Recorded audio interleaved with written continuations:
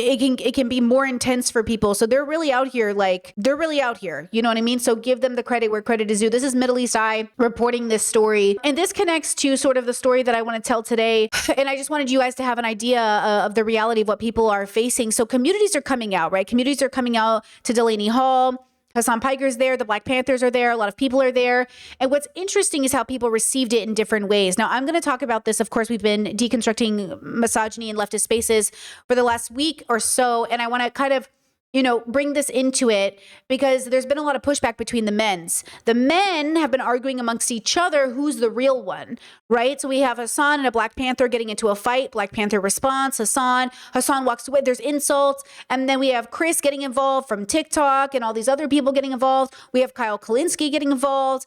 And what I want to paint a picture of today is just, again, why leftist men will not save you, or men who are fighting in liberation movements will still engage in misogyny in order to own each other. And I'm saying they still have things to work on. Even the most well-intentioned people, even the greatest of activists, can engage in a lot of misogyny. And that's why at the end of the day, when these people are gathered in these spaces and it's men fighting each other, this is not a safe space for us. We are in danger. You ever see a fight break out between two adults and a kid's getting in the way? Who's going to suffer in that situation? The vulnerable person, the kid. You ever get in a situation where it's two men fighting over a woman? Who's the vulnerable person in that situation? The woman. As much as the men think it's themselves because they're in the fight, it's not. It's the people around you that you're going to hurt with either your rhetoric or your literal physical bodies. Okay? So first, let's start here because I think this is important. Let's start with Kyle Kulinski and I'll go down the line. Okay? So check this out. What are you? Are you somebody who's so obsessed with norms and decorum and holding Democrats to a higher standard than Republicans? That's the thing that drives me the most crazy, is that I refuse to live in a world anymore with two different standards. Donald Trump can say and do whatever the fuck he wants all the time, nonstop. Never dings him ever. He's still the most powerful man on earth, right? Like I said, at least 27 different allegations against him. He's in the Epstein files a million times. He's a known pedophile and rapist, okay? And I'm supposed to say, sure, let him get away with that. But Graham had consensual sexting years ago, and that's a red line I can't. Pause. Who consented? Who consented? His wife didn't consent. The 6 women, did they know he was married? Did they even get informed consent? You don't know that it was consensual. You're assuming. He's assuming that. We don't know that. And how dare you? Come on, man. What are we, babies? What are we, children? So here's somebody coming after me. Okay, so this is Chris. Kyle Kulinski. Graham Plattner could have sexted my mom and I'd still vote for him. And you might be asking yourself, why is Kyle Kulinski tweeting some weirdo shit like this that sounds MAGA adjacent? How is that MAGA adjacent? To say that Graham could sex my mom and I'd still vote for him? I don't. Pause. Chat said he means consent like it's not rape. And I mean with peace and love. Why do you think you're explaining that to me? Right? Because you don't know what rape culture is. Rape culture insinuates that some forms of non-consent are okay because at least it wasn't rape. Oh, he touched her boob, but it wasn't rape. Oh, he kissed her against her consent, but it wasn't rape. Oh, he took a picture of her skirt, but it wasn't rape. Oh, he sexted a woman, but it wasn't rape. Oh, he sent nudes to somebody else, but it wasn't rape. I believe in informed consent. This is liberal consent. Let's bring out the chart. We always make up the chart when we have these conversations, girls. Okay? These are the 3 types of consent. There's no consent, and this is what conservatives want to believe in, okay? There's consent, which is where Kyle Kulinski is, which means the consent is a little gray. And there's informed consent. That's where Brittany is, okay? I need to know everything before anything happens. Are you married? Your STI panels. What am I consenting to? Are you free and available? Is this going to come back to bite me in a butt? And am I going to end up in a campaign smeared all over the news? Okay? So Kyle is advocating for basic consent, which is outdated. We don't like it anymore. Trump is advocating for no consent, and I am advocating for informed consent, because only in informed consent can we actually help rape victims. Can we actually teach our kids to value people and to value people's autonomy? Okay. So again, his wife didn't consent to these affairs. Doesn't her consent matter? And this is why I'm saying this isn't about having Trump be the base. See how Trump is the lime? Well, as long as I'm not worse than Trump, I'm good to go. The bar is in literal fucking hell. It's worse than in hell. It's lower than hell. Why in the world would you gauge your moral compass on Trump? Do you know what I'm saying? Okay, Chad says the wife is the only person who didn't consent. You don't know that. Did the women know who he was? He was on Kik, K-I-K. It's a very specific website. Okay, did they know he was married? Did they know who he was? You do not know that. Women have sex with men all the time they think are single, only to find out they're married. That is not consent. You can have sex with a woman who thinks you're single and finds out you're married. That's not consent. Quite understand. The whole point is we need to defeat MAGA at any and all costs. So I, of course, will support and vote for the person who... At any and all costs, including throwing women under the bus while saying you're our biggest ally. This is why even leftist men, it's not because they're men, it's not because of their gender, it's not because of their biology, it's because they've been conditioned as men, raised in patriarchy, and raised in rape culture. It's why they will never actually care about marginalized people who do not engage in this hyper rhetoric, because at the end of the day, you know who gets burned. It's us. Got it. So at any cost. Got it. Who sexted 6 people. The point is literally the exact opposite. In fact, you're the one who's MAGA adjacent because you're the one who thinks, what, this is such a big deal that now nobody should support Plattner and therefore Susan Collins should win that seat and MAGA should hold the Senate and continue their reign of terrorism and their... It's so funny that leftists who, again, anti-capitalists, and not all leftists are the same. I'm one of the better ones. They will get up here and say the Democrats suck, they never give us good candidates, and then you settle for the worst candidate possible. Look at these men arguing while the rest of us just sit there and go like, so we're supposed to support this man who in my mind is an abuser because I think cheating is abuse. And now you want me to support this man who has a history and a pattern of 6 different women, right? Great. Very cool. What happened to the Democrats putting up better candidates? Crime spree across this country? Who's the MAGA adjacent one? Yeah. Chat says, great. Anti-cheating is now MAGA. I hate it here. Great. Anti-cheating is now MAGA. Awesome. Here, when I'm the one that's saying, let's keep our fucking eye on the ball and make sure Democrats take control. Because come to find out, Graham Plattner's been sexting multiple women. And this person is married at the end of the day. So Graham Plattner is someone that has a Nazi tattoo, and he's someone that's willing to cheat on his wife. To me, that sounds like someone that's not morally eligible enough to run for Congress. What does that even mean? I mean, agree. He also worked as a mercenary and worked for Blackwater. Yeah. Get him out of politics. Why the fuck did we pick him? Yeah. I don't agree with Chris. I don't like the way he shows up on the internet, and I'll show you why in a second. But I do agree Graham Plattner is not good enough. Next, he wasn't good enough when he found out about the tattoo. He wasn't good enough when he found out about his background in the military. He wasn't good enough. Do you know what I'm saying? You've determined that this person... Chat said, how did it come out? It came out because the wife confided in somebody in the campaign, somebody who was like a trusted person, and said, I hope this doesn't come back to bite Graham in the butt because like we've worked through this in our marriage, which, okay. And then that person showed it to the press and that person was then fired. Okay. So it was somebody, the wife confided in somebody. But again, that person might have very strong morals against cheating, also not strong morals against being a military person. Again, the way the Democrats still put, I'm going to wait until I show you this next clip. They keep putting these men in front of us who wore uniforms and killed people in West Asia. And then they're just like, oh, and I'm like, no, can we get somebody else, please? Why? Who are you to determine who can and can't run for Congress? Who are you to determine what the voters do and don't accept? He's up double digits in the fucking polls. Obviously, all these smear hack attacks are not fucking working. But this is what I'm saying. So we can't advocate for a better world because it might ruin your race, instead of us having conversations about how do we make the world a better place without engaging in all of these tactics. Now, maybe we can't. Maybe Kyle is saying that you have to accept a certain level of misogyny for the world to move forward. And in that case, like, exactly my point about people. We're not as good as we think we are. We give ourselves too much credit. That you represent. Describe the masculinity that you represent. This is Graham Plattner. I think it's just a healthy form of it, which is, look, I mean, I lift weights. I shoot guns. My background is obviously in the military. I work outside. Most of my hobbies are things that people tend to associate with like manly stuff, I guess. At the exact same time, I go to therapy. I have a very open sort of dialogue and emotional relationship with my wife.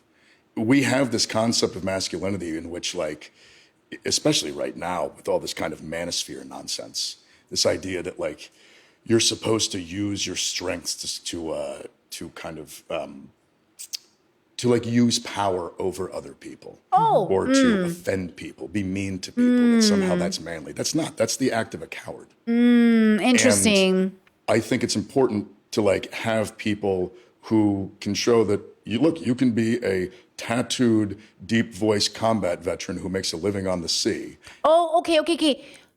A combat veteran. So you kill people, motherfucker.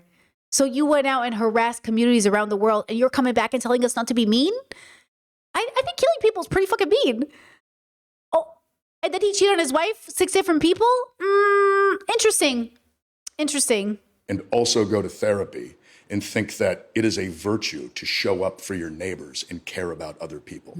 In fact, I think those two things go completely hand in hand. They aren't separate. But we do have this vision. And the fact that I can't say this about this man without you guys or people on the internet accusing me of being MAGA is exactly what's wrong with the world. We should be able to speak out against any person engaging in any bigotry. I don't care who the fuck they are. Okay? So that's the point. Don't even come at me in my chat or on these comment sections and start talking about how, but MAGA already won. He won twice, and he might even win a third time. So don't even come at me and blame people who are actually saying, okay, enough is enough, because you're not doing enough.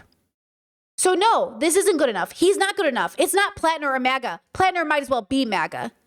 You say no, but his whole life has been MAGA. His whole life is a conservative person's life. That is exactly what you get in MAGA circles. What has been different about his life just because now he's decided to, quote, be different? You couldn't pick anybody else? 350 million people? 50 million possible adults you could have picked from? Of masculinity in our society right now, which kind of makes one seem like if you're this way, you're supposed to be like hardened and shut off from the world and angry. And did you used to think that? Oh God, yeah. I mean, I spent years. I mean, that was when I kind of was my darkest moments after my military service. I mean, I was extremely isolated. I was very alone. I did not feel connected to people. I was emotionally just fully unavailable. I mean, I didn't even, and I felt that like, if I opened up to people, if people saw my weaknesses, they would like judge me for it. And so the best thing to do was kind of put on this sort of tough guy persona. And that was the unhappiest I've ever been. I've never been more lonely. I've never been more unfulfilled. Exactly. Now chat says, good enough is kind of how we got Trump by not opposing someone better. Literally. Absolutely. Let's see.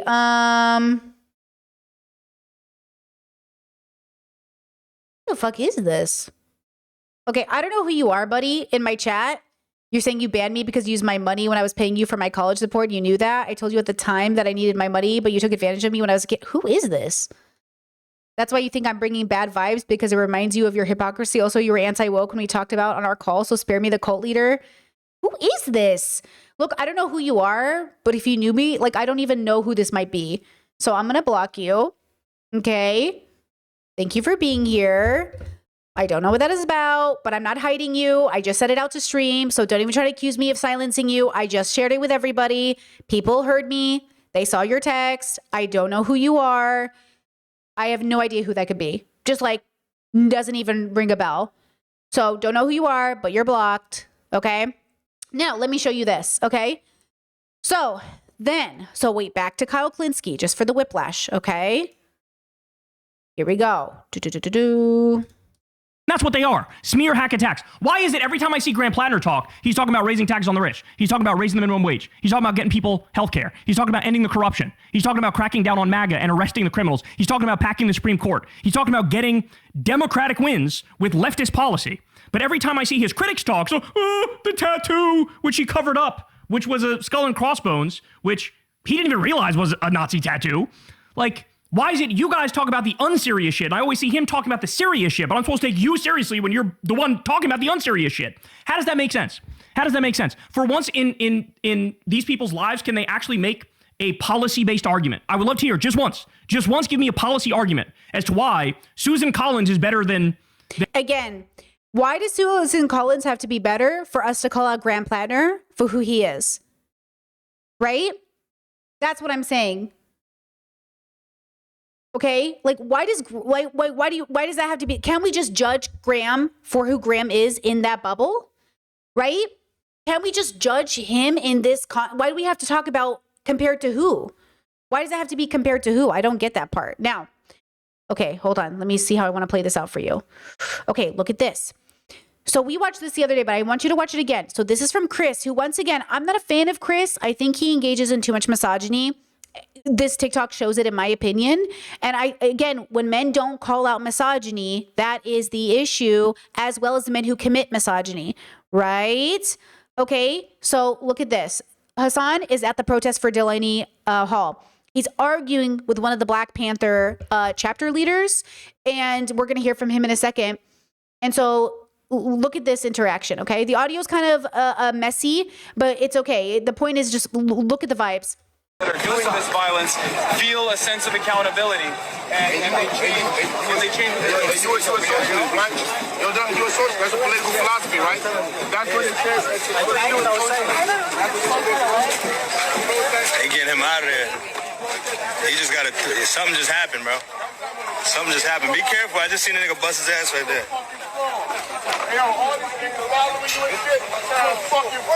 Wait, what happened? What happened that quick? What he's a fucking fraud. He don't know what the fuck he's talking about. People follow him because he got money. Yeah. Look at him running. You don't know what the fuck he's talking about. Fuck Twitch. They get out of here with them view bots. You view botting pussy. The fuck out of here, you view botting bitch. The fuck out of here, nigga. Go back to your desktop, you dog abuser. You fucking dog abuser. You abuse dogs, huh? You fucking bitch! I've been trying to tell people Hassan Piker isn't as popular as you think, and black people do not fuck with him, and then you saw it in real time with that fucking him being heckled and he running off. This revolutionary guy, the minute he faces some backlash, he had to walk and run away because Hassan Piker isn't about shit. Just like that guy said, he don't know what the fuck he talking about. He just got money. That's why they follow him. People in real life know he ain't bout shit. They know that it's a fucking grift. They know Hassan as a racist, dog-abusing, nepo baby, grifting motherfucker. So for all you Hassan Piker fans online, we keep trying to tell you he is not as popular as you think he is. And he saw it yesterday in real time when he was heckled so much that he had to leave the fucking protest. Okay. So Chris doesn't call out the misogynistic language, the fact that they're yelling things at Hassan to upset him, the fact that Hassan is not a dog abuser, so engaging in that rhetoric makes me discount you, the fact that, like, whether you like it or not, like, it's interesting that you care more about the fact that Hassan might have abused his dog, but not about the man calling him a bitch, because you don't see misogyny in the use of the word bitch. You use it against the man to infantilize him, to point out his, I guess, femininity or some variation of. And don't tell me bitch is not engaging in misogyny, because in the context it absolutely is. So I don't like it. I don't like these men yelling at each other in the hopes to, quote, save the community. Now, I just want to say that I do not believe the man who is in charge of the Black Panther chapter is the man yelling on the phone. I believe it is a different man. If you look at the angle, because this is important, I could be wrong, but okay. So he is being filmed. They get him out of there. Okay, so this is a different man. He just gotta. Something just happened, bro. Something just happened. Be careful. I just seen a nigga bust his ass right there. Okay, this is the man. Hold on. Wait, what happened? Okay. What happened that quick? Okay, this is the man who is the chapter leader, from my understanding, in the hoodie and the hat. We're gonna hear from him now, but this is, so just note that he's not the one using the misogynistic language. He could be, but I mean, we know he's not in this instance. But I mean, in this instance, it's the guy holding the camera. Okay, the guy holding the camera. So, and then Chris not correcting the behavior because he hates Hassan, right? And so this is a problem. Okay, this is not what I'm doing when I call it misogyny in the community. Now, let's go to the leader, who is this gentleman, and let's listen to his perspective on what happened. This is the chairman. Okay, Chairman Africa of the New African Black Panther Party shares his disdain for performance activists, including Hassan Piker. So he's protesting at the Delaney prison as well, okay? Because of the people. They don't give a damn about the people. I mean, but until we start to organize and work like this, we are not changing nothing. Like, people will come over here and talk all that whatever, like, what is it? What's his name that came here? Tall dude. He got all his followers. He came down here. I asked him, so what do we do to, huh? Hassan Piker. Hassan Piker came. So I asked him, Hassan, because everybody was following him. I don't know that motherfucker. This is my first time seeing him. I never seen him on the streets doing anything. I never seen him doing this. So I'm like, yo, Hassan, so what do we do to change all of this? He said, just keep protesting. I'm like, how long we protest for? Until the people that you're protesting against change their mind. I'm like, get your dumb ass out of here. I told them to get out of here. They thinking I'm MAGA, I belong to MAGA. They're like, because I don't like him. But that's how the world is. Everybody's like, they're so socially conditioned to think a certain way. But he don't know anything. He's talking about he's a democratic socialist. That don't even make sense. How can you be a Democrat and a socialist? Like, it's contradictory shit. But people don't know nothing, so they just follow it. That's why the first duty of a revolutionary is to be educated. You have to understand what the issues are. And we are in a class struggle. That's what Fred Hampton said. We're in a class struggle, God damn it. I mean, you're going to hear people sounding nationalists, black nationalists, white nationalists. Yo, we are in a class fucking struggle. And in a few years, maybe 15, 20 years, all these people, middle management jobs, you're going to lose all your jobs. They don't need all of us. It may be too late to struggle then, to build the institutions. They didn't come because... So I don't know much about his particular chapter of the Black Panthers, New African Black Panthers. If anybody has any knowledge on that, you can share in chat. But I will just say that I think this is one of those observations we need to make about different types of people clashing because they're here for different reasons. How disheartening to hear from Hassan, the loudest person with a microphone, hey, what can we do? Just keep protesting. It's like, what does that mean? What do you mean just keep protesting? Right? And so when we have these conversations, you know what I mean? It's hard because, you know, apparently for a lot of the people, especially black and brown people, and I mean black and brown, I don't mean Hassan White, okay? Black and brown people who are organizing their communities, they will never be as famous as Hassan Piker. They will never be given the same amount of credibility in any capacity. And Hassan shows up during the day to protest, but like, is he protesting, you know, with these people? Is he organizing? Is he feeding people? Or is he showing up and streaming and therefore making money? That's the other question that I think plays into this. I'm not saying Hassan shouldn't stream. I'm saying it's interesting that he shows up to protests, you know, while working. These people are showing up for free. A lot of these people are showing up, taking off their work time. They're sacrificing so much to be here, you know? And so again, I don't expect Hassan to be perfect, but damn, like, can you not talk to these people without it becoming a fight? Do you not know how to engage in rhetoric with anybody in your community? Like, do you not know how to talk to people and say, like, you know, he's not building coalition is what I'm saying. He's building collaborations with streamers. I don't understand why he couldn't have a conversation with this man. You know what I mean? That's what I'm saying. I don't get it. Why aren't you actually showing up? Like, it just feels strange. There's something strange happening with the way that we uplift men in these communities. You know what I mean? And so when I sit there and I watch men like Kyle Kulinski tell us Plattner or MAGA, okay? It's like, why are you asking us to do this? Okay? Yeah, chat says Trump or no, they said Destiny or MAGA, Destiny or Trump for president. It's like, why are you giving me these two options? You know what I'm saying? Like, why are you giving me these two options? And then even the leftist men in our communities, they honestly, the way they talk, they start to sound like Joe Biden. We have this notion that somehow if you're poor, you cannot do it. Poor kids are just as bright and just as talented as white kids, wealthy kids, black kids, Asian kids. No, I really mean it, but think. He really tried to save it, but that doesn't even make sense. You know what I mean? What? How we think about it. We think now we're going to dumb it down. They can do. Okay, let me just remind everybody what I'm doing here, right? Because Chatter, I know you've been a member and you've been here for a while. You said because those are the people in the candidate or the candidates on the ballot. What do I do for a living? Go ahead, tell me in chat right now. You keep yelling in my chat. You're using capital letters. Why do you watch my content? What content do I make? What's my vibe? What do I do here? Tell me right now. Or I'll ban you too. I'll ban everybody, even members. What do I do here? Why are you watching my content? What is the angle I am coming from when we make these observations? Okay? What are we doing here? Philosophy, not politics, and ethics. We're doing philosophical ethics. And I am ethically pointing out the unethics of this situation. We're doing philosophy, okay? And you keep arguing with me like I'm doing politics. You think politically I wouldn't agree? Guys, politics is about winning. I understand the winning strategy. I just think, like, what's the win really about then? It's a short-term win, not a long-term one. And I'm saying I want long-term solutions, not short-term games with people's lives. And they are playing with your life. Okay. Right? So look at this. I was on Do Not Worry podcast. Here's an example of a part of the conversation I didn't show the other day that I want you to watch again or watch. States. I think the idea of like when they and shout out to these men, shout out to James. He had a lot of really great questions for me. Look, I really think the men on this panel respected me. I felt very respected by James. He was very against me at the beginning and completely saw me at the end. And Anthony, I love Anthony. You know I do. Cousin from another mother. You know how it is. Brother from another mother. He's so great. But I want to say the reason I think this conversation went well is I think the men really tried to understand me. They're not debating me. They're having a conversation. Right? So people felt like James was going in on me, but I thought he did great. When they go low, we go high can be applied both to being edgy online, but also using political tools to try to achieve your political goals.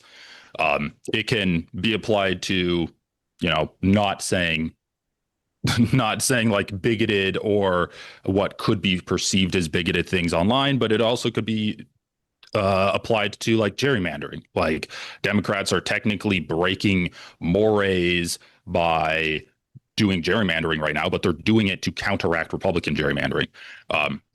So I don't know. Does that make sense? I feel like I said a lot, but I don't know if I was getting my point across there. Yeah, I think the dilemma is, so now my brain is like, okay, now we're having a political conversation that isn't my field of expertise, and I'm jumping into a conversation about politics, which isn't what my content's about. So now I'm like, okay, how do I bring this back to philosophy?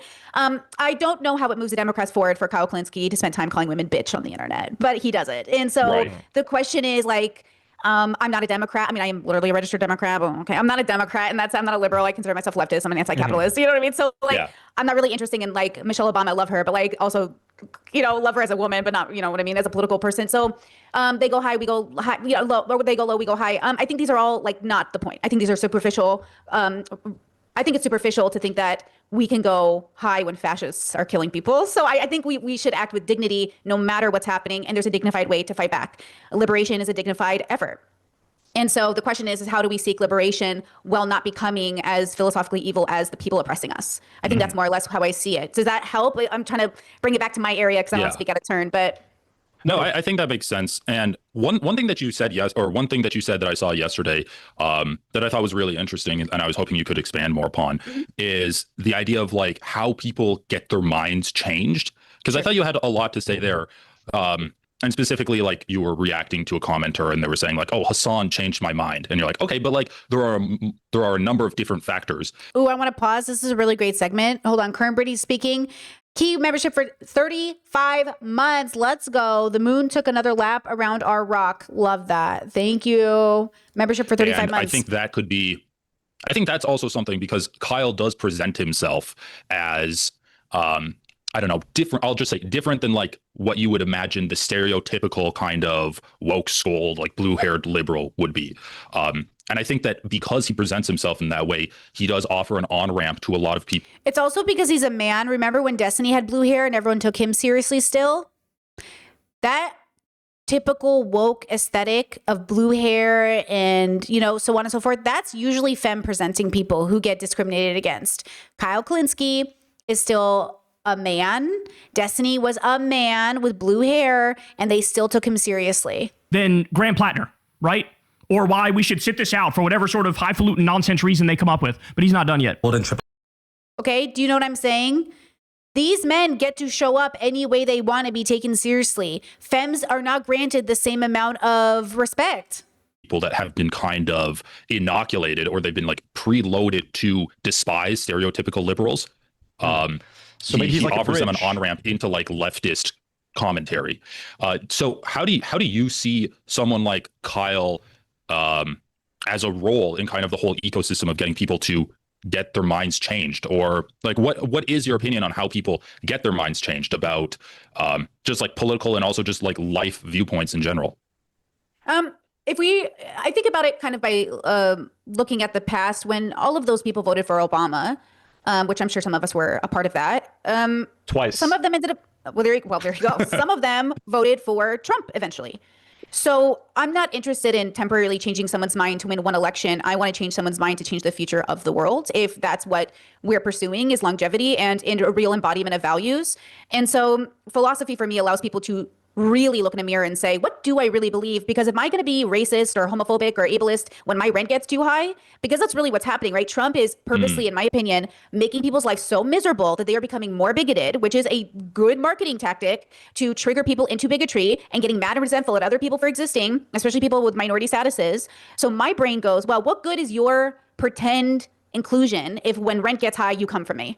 You know, right. So I think that's the problem. So Kyle Kalinske might win a few temporary changed minds into voting Democrat one election, and that's good. Or maybe he's the straw that broke the camel's back to really bring someone to full embodiment of like leftist values. Or I think we should take away from the ego. I think like I don't change my viewers' minds. I don't change their life. They change their own life by using the tools that they hear from me or the wisdom that they might hear on occasion when I'm actually wise once in a while, you know, but I'm not changing their life. They're changing their life.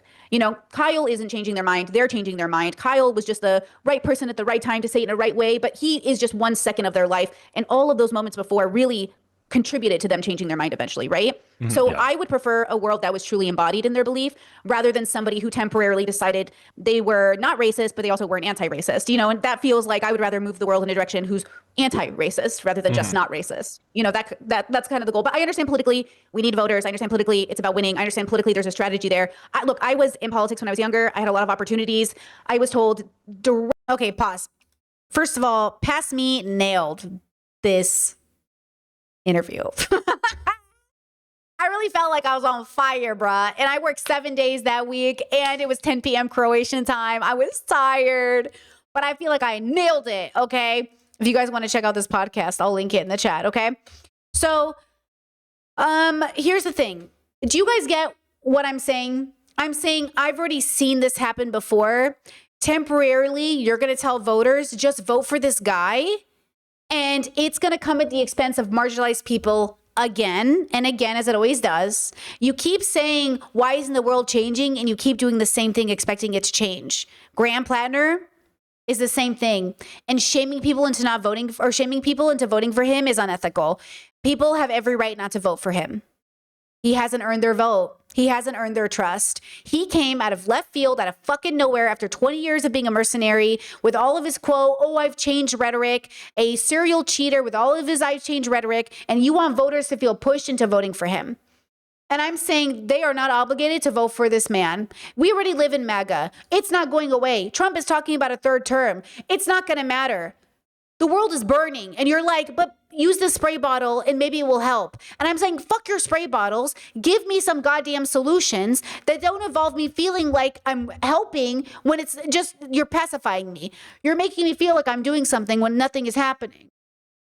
Here's Bernie Sanders defending a man. The American people are saying right now is let's let candidates have the guts to take on a corrupt and broken system. And maybe let's understand that nobody is perfect. Oh, Plattner's not perfect? Well, maybe Trump isn't perfect. Because that's what I hear from MAGA people. Trump isn't a perfect person, but don't you think he's helping the world? No. You know, I heard that the whole time Trump was being elected. The whole time I was mad at conservatives for voting for Trump. They go, well, nobody's perfect. God forgives everybody. Everybody makes mistakes. I mean, it is, look, this is Donald Trump's world and we're living in it. Okay? So now both Kyle Kalinske and Hassan are making the argument that Trump is the line. He is the bar. And if the bar is in hell, we get to be in hell with the bar. And I'm saying, you can be in hell all you want, girl. I'm out. Okay? I will do the right thing because I'm going to we're all going to die, right? And I'm saying men keep asking us to do the same thing every fucking election because they are primarily the ones in politics, primarily the ones making these moves, the only one who's ever been president. And they're like, trust me, this time is different. They are our toxic ex-boyfriends who are telling us, who are begging us, trust me, this time it's different. I'm not going to cheat on you or lie on your name or nothing. I promise you this time is different. And I'm saying, yeah, I've been to therapy. I've done my philosophical work. I know what this is. Absolutely not. Emerson, welcome to memberships. Happy to have you here. Donald Trump set the standard. This kind of stuff only works if the audience is living in an alternative universe where they still think that like politicians are supposed to have tremendous moral integrity or whatever right? It just doesn't, like, Donald Trump is literally best friends with notorious pedophiles. Donald Trump has actually demanded the release of notorious pedophiles. It's the most corrupt administration of all time. None of this shit even comes close to that level of immorality. And also, last but not least, I'm sorry, regardless of my feelings of Plattner's record as a machine gunner for the Marine Corps who went into Blackwater or whatnot, they're doing this to him because he's anti-Israel.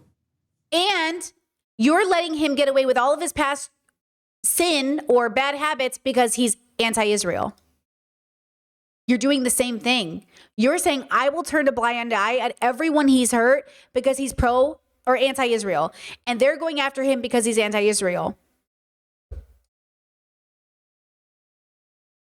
Okay? There are so many well-intentioned anti-Israel candidates you could have put at the forefront, but you chose this guy? That's what I'm saying. What is this? This is men fighting with our literal lives. This is patriarchy playing with our literal lives. Because who's committing a genocide? Men. Men are committing a genocide. What are we doing here? That's it. They're doing this to him because he's anti-Israel, number one, first and foremost. They're doing this to him because he's anti-corporate lobbying influence within the Democratic Party. That's a huge one. He's anti-capital interests being placed at the forefront of the Democratic Party's messaging platform. Okay?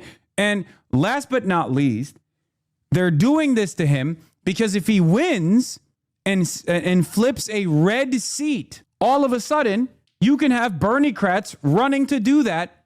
And the argument for... Our life is a game to these people. Our life is literally a game to these people. Put down on Graham Plattner, so it doesn't matter what news or information comes out, they are going to ride or die with Graham Plattner. Now you tell me this. What party, when it comes to saying they will look past anything and they will still vote for him? Last time I checked, that's what MAGA does. And these are the same leftists that call people that vote for the Democratic Party blue MAGA, when they are the ones portraying more and more MAGA traits each and every day.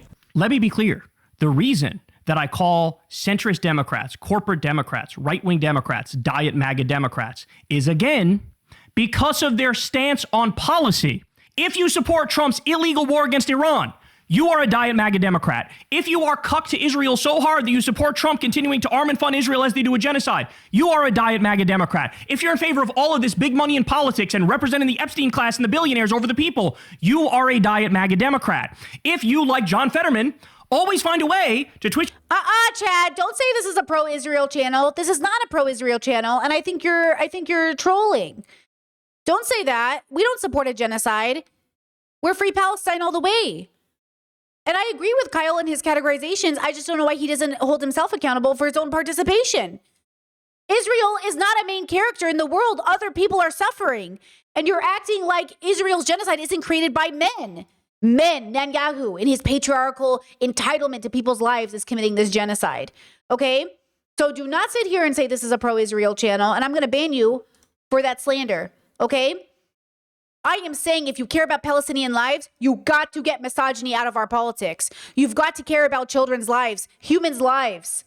And I'm saying right now, whether you like it or not, the people are leading you astray.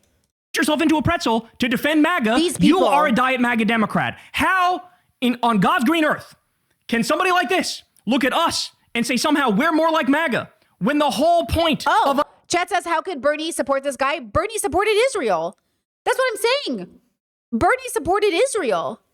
I don't know why we're ignoring this. Of course he's supporting Graham Plattner. He supported Israel. Do you know what I'm saying? Bernie became conservative years ago to me.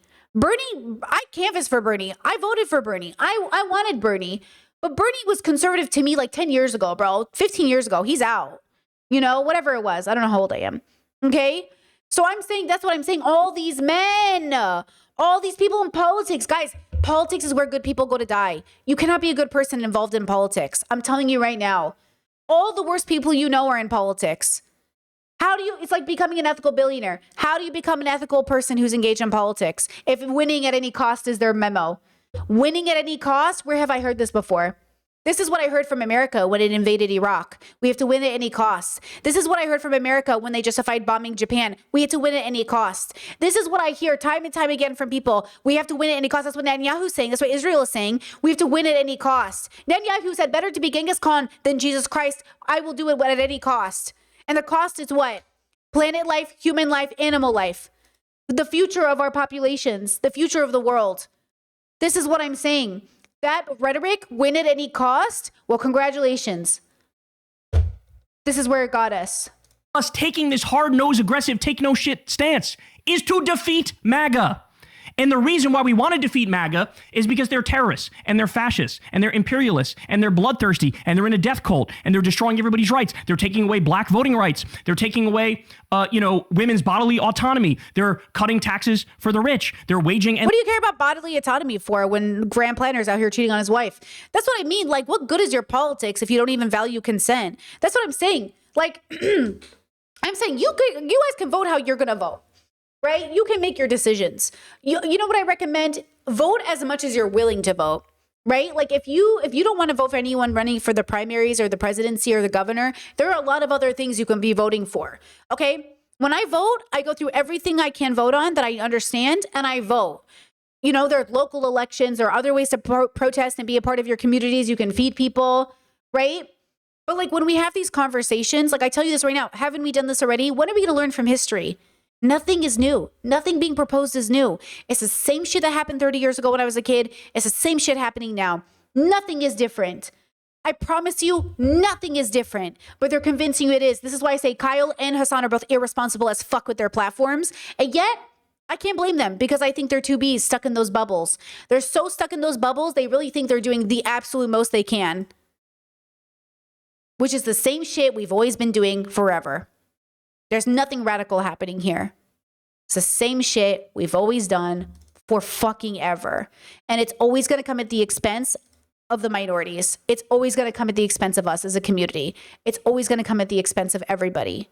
Okay? Now, I want to twist this into two different topics that I think are completely related. Media and misogyny and patriarchy, and the glorification through media to convince us that doing the same thing over and over again is going to help us. Check this out. Just a few minutes. Cliches in all of cinema. It's called courtship by club. Essentially, you have a prehistoric caveman who hits a woman over the head and then drags her back to his cave, right? Usually by the hair, sometimes he throws her over his shoulder. It's been around for well over 100 years. But the thing is, it never happened. It is entirely made up. There is no evidence for this in the archaeological record at all. It's a historical fantasy designed to justify men's antisocial behavior in the modern day. Ooh, sound familiar?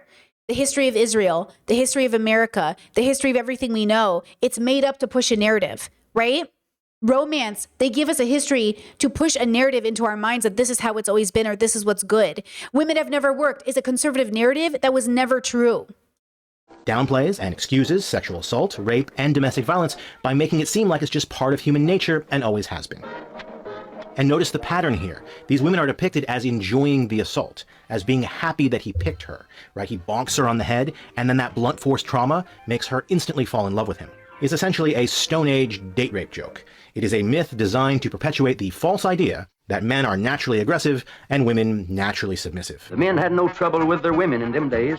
These caveman courtship rituals and motifs are an example of what's referred to as a paleo fantasy. That is, they are modern ideas about men and women, about regressive gender roles, that are then projected backwards onto the past. I tell you, men haven't changed since the dawn of time. This is exactly the narrative that MAGA uses, like Matt Walsh and all these people. They say, oh, it's always been this way. This is the appeal to biology. They're saying everyone has always been. This is not true.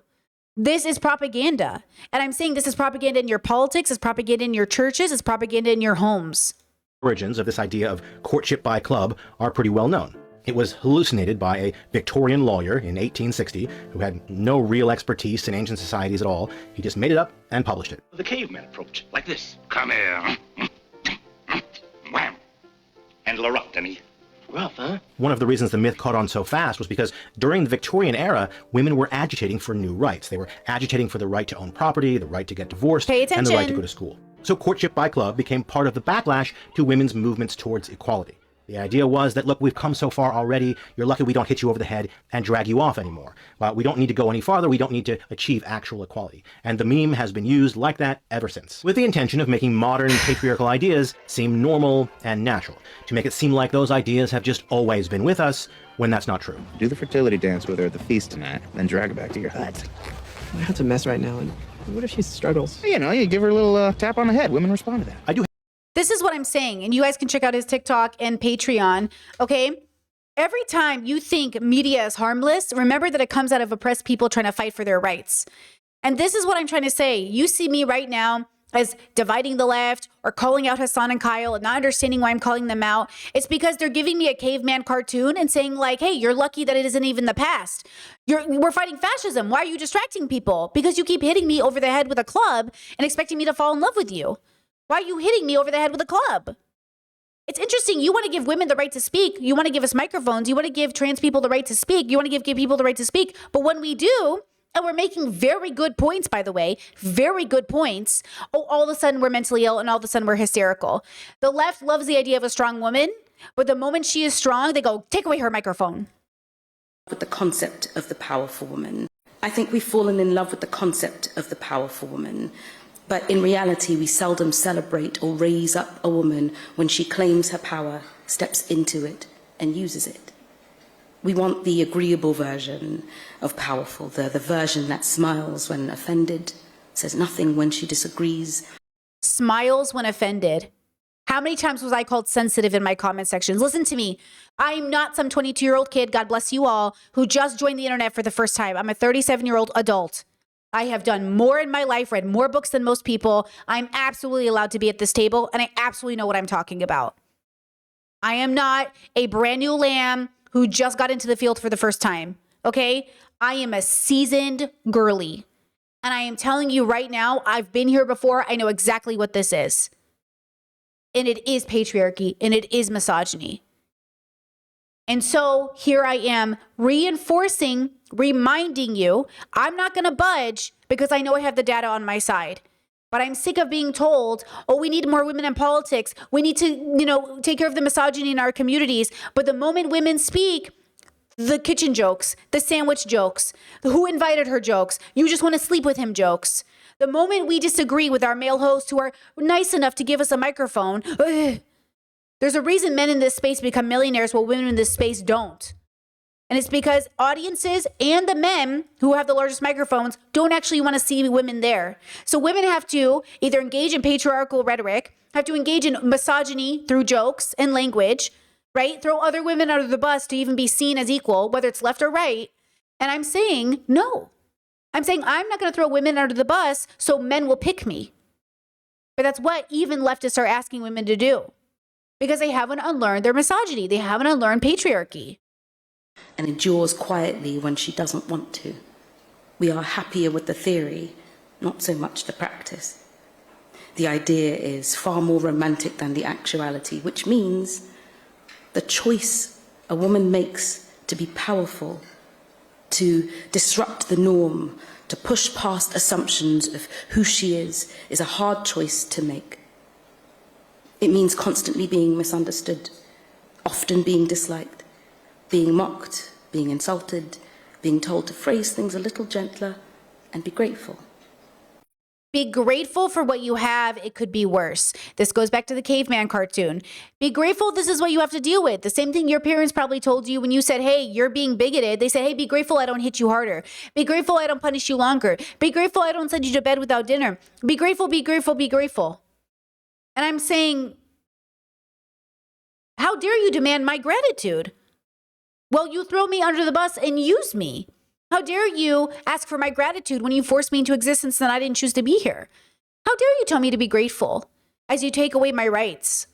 But that's what everyone has been telling marginalized people forever. Be grateful. Be grateful. And I'm saying philosophically, my gratitude is endless for the fact that I exist and that I get to be here and that this is my job and this is my community. But I am not grateful when politicians or people in power throw marginalized people under the bus. That is not the place where we need to be grateful. That is not how gratitude works. You must have wisdom in your gratitude. There is no wisdom in saying yes and thank you to people who are throwing you into prison and putting, you know what I mean?